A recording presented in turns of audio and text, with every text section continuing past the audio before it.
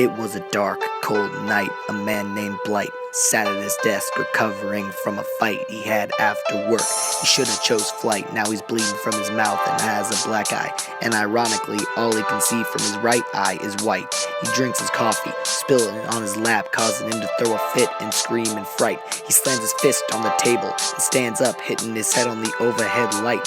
Blight's life is crappy. He hates his job working with megabytes. He's in constant pain and drowns his sorrows in a beer called Moonlight and puts needles in his arms to get high as a kite. Blight grabs his knife and puts it in his bag and zips it up tight. The next day at work, a co-worker walks past and asks, "Rough night?"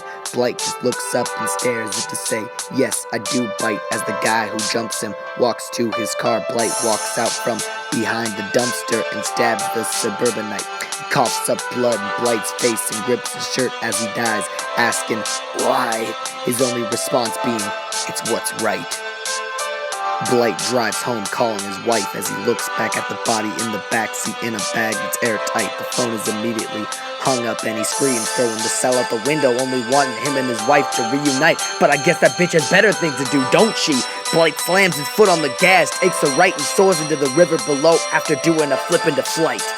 Blight wakes up in the water, belted down and trapped in his car, and looks back at his upright dead body. Water soaks into the car and he lays down with the dead guy, waiting for death to take him to the light. The car filled with water and he saw a winged man who was dressed as a white knight. He slammed onto the trunk of his truck and pulled out his sword and pointed at Blight. "You're not done yet," he said, stabbing through his heart and tearing him up through the water into the twilight.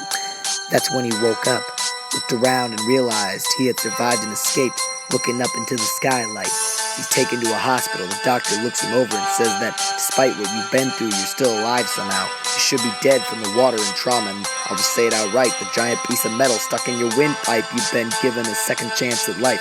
Go live it up right. Blight goes home and looks at his board, sharpening his knife and asking, "Who else do I hate like Dwight?"